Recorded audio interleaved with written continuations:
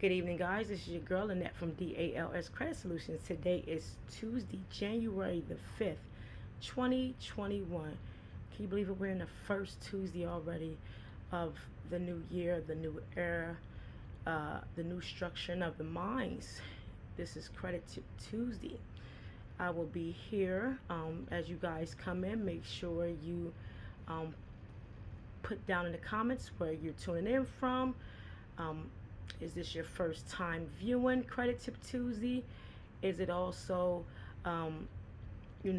something that you engage in weekly to learn something from? Please put your information in the comments. If you are watching this, please place in the comments #replay. If you have any questions, please either answer them and ask them and put them in the comments, and I will get back with you. Again, today is Tuesday, January 5th, 2021.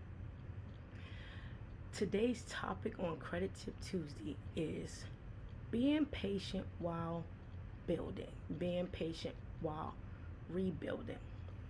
A lot of times we get up, we go about our day, and we do a number of things. And finances, credit, anything in the realm of money can sometimes be the back burner. Sometimes may not want to be looked at because we are afraid of either the outcome or not understanding the processes enough.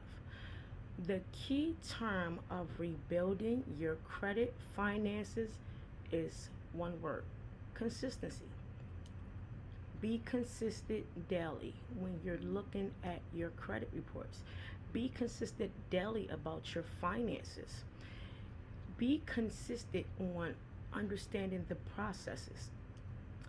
If you're someone that paid someone to render services and they require follow-ups, be consistent with the follow-ups. Understanding this process will make it so much easier between both parties. We, as the experts, are ones that educate. Those that are receiving the services have a due diligence to follow up. What I love about consistency is the more you know, the more it becomes visible to the mind. A lot of times when we get information, it lies in our subconscious. We only store so much. But if you follow up and dedicate yourself of getting this knowledge repeatedly, and it doesn't matter if you ask the same question or question in 5 different ways, being consistent is the key to growth, is the key of understanding. We look at our credit scores and we become either upset or unaware, and we sometimes develop uncertainties. The more education you guys get on what is credit all about, why are the numbers the way they are, why is my profile weak in some areas and strong in other areas,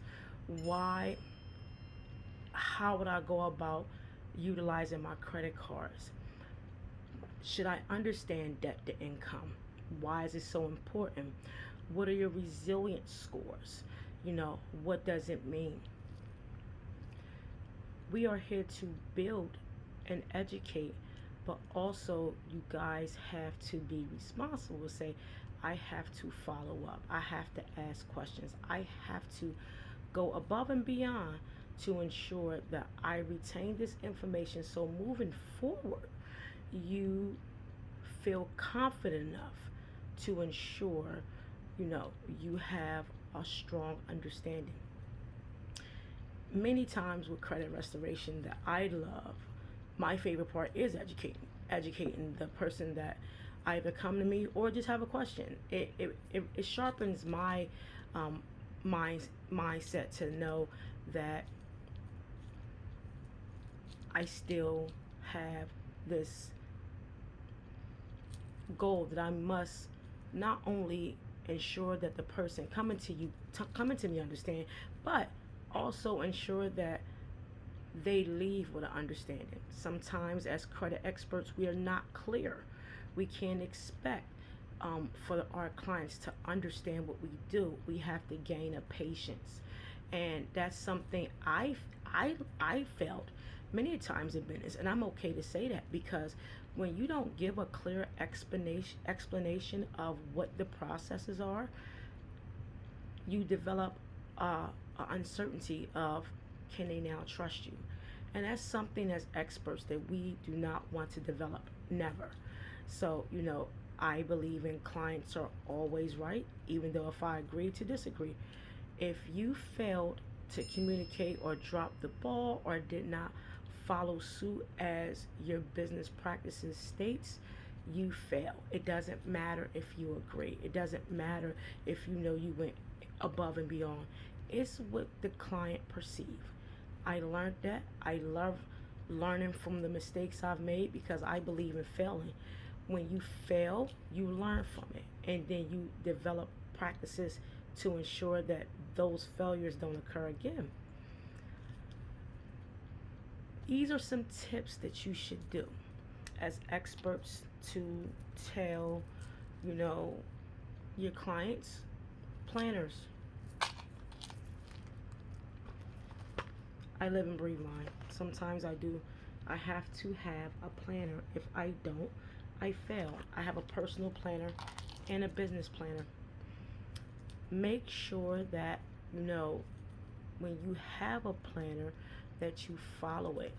If you have to follow up with your credit, personnel or a doctor's appointment, or go over your checks, your actual accounts, or look at your budget. Make sure you have a planner and write it down. I keep my planner beside me. I have alerts on my phone as far as paying credit cards or certain bills, hell, all bills. I've also, you know, have my computer, I have my watch, whatever the case may be. But when you write it down, I swear to me, it sticks. Also, I recommend you telling, um, you know, asking a client, what can I do better as your credit restoration expert or someone that's assisting? Listen to your clients. I don't care what they say. You will never grow in this business if you do not listen to your clients. Clients respect you when you allow them to have an opinion. Clients respect you more when you say, you know what, I'm wrong, I messed up, let's redo this over. Clients respect you more when you have patience with them like they have with you. So, developing patience during this process is not just about the client, it's also about the person that's educating you or you hire. So, when it comes to this, these are certain things that I practice. The next thing I'm learning to practice, is send out text messages. I know if you have a massive amount of clients, you're like, okay, should I do this? You want the clients to have patience while you're building their process. You have to develop relationships to ensure they remain patient while you're doing this process. Also, try to communicate in the simplest forms. It gives so much growth and respect from the person that don't understand. A lot of times people don't know the large numbers and the large words of, um, you know, the realms of credit laws. I'm big on saying laws. Nobody likes to read laws.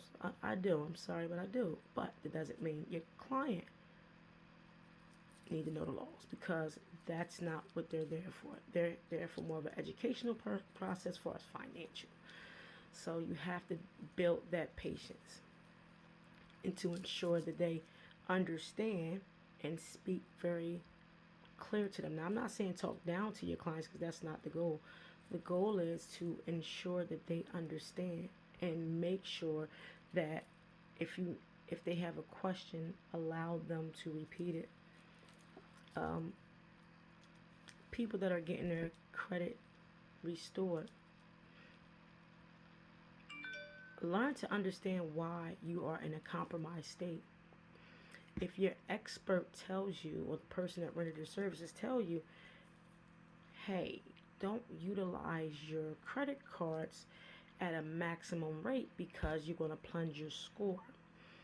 But if you do that, you know, and then a new item come on your credit, it's our fault because, you know, you failed to, not comply what we said. We asked you not to maximize your, credit card limits, but now you have a new something that popped up on your credit, or possibly something that you didn't pay is still allowing your credit to decline. Accountability, guys, is the most important thing of it all besides patience. If something comes in the mail, or something may appear or reappear or possibly disappear and went away from one area and went to another, if you guys see this before we do, tell us. Give us a call. Say, hey, I got something in the mail, a medical bill. What could I do? Communicate these things with us is so important. If you lose your job, if you decline, in your finance, whatever the case may be, the more you communicate with us, the more we can develop a plan of action to ensure that you guys don't fall at a level of, oh my God, what am I going to do? How am I get out of this? So, communication is so important. If we don't know, you can't lose your patience with us because you didn't make us aware. So that's another key factor of patience. When you're doing your credit yourself, understand the numbers. It's the most dominant tool ever. I tell people to sit down and understand the numbers. Not only just the numbers, but the profile. What does it mean? What does it actually mean? I still have, two mentees that you guys can reach out to. One is Latrice Jones, and Tika's gonna kill me.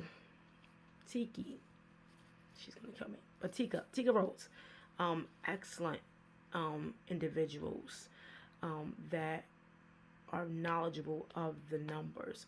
What lets you know why your profile is at a rate, or the numbers are at a rate, or what's on the overall profile. What does it mean? When you're doing credit, you can't just remove everything. You can't just remove everything at once. You have to understand the profile. If you don't understand the profile, you're going to fail yourself. You're going to become, very impatient, and you're going to get so frustrated with everyone because you made errors that you didn't understand. Also, when you're removing inquiries, do not remove inquiries that is attached to a positive account. If you do, you're going to destroy your credit report. Excuse me. You're going to destroy it, meaning the positive account that you have on your credit report. If you remove the inquiry, you're going to remove the entire account. Be mindful of these items, these type of things when you're doing credit or having someone, remove the items on the credit report. Make sure you understand why they are doing X, Y, and Z. The next thing I would like to talk about, if you had services prior to coming, please let us know, because we don't know. We don't have an idea what someone has, started, or while in the process, or how they've done things, because it can interfere with your processes. It can interfere on how you dispute. Did the client lose their rights? Did you do things on Credit Karma? Shouldn't do that. Did you dispute through experience, saying you don't know these accounts are yours? Yikes. But if you've done those things and you would like services rendered, please be open with the person that you want to now trust to educate you, and or doing this process is for you. You guys see this is my phone blowing up. I deeply apologize. So again, building is the most dominant thing you can take charge of doing because it's going to improve your life.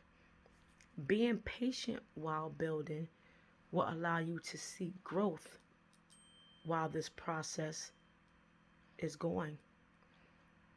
If you fail to communicate, you could become impatient. If the person that rendered the services failed to communicate, you could become impatient. Make sure you stay active and consistent with building and going through these processes. Learn to plan. Learn to develop some type of system so you can be aware. Set up alarms and alerts and write down when your credit cards are due. Make sure that you have realistic goals set in place when you expect this process to be done for yourself and or somebody you hire. Many times, again, you guys have come to someone with a compromised credit score and you will want immediate results. You'll never get them because if it's done fast, it's done wrong.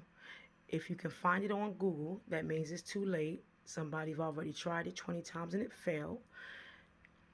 And if you are not realistic and set real goals, your patience will run thin. This is your girl Lynette. This is Credit Tip Tuesday. I will see you guys next Tuesday. Have a blessed day.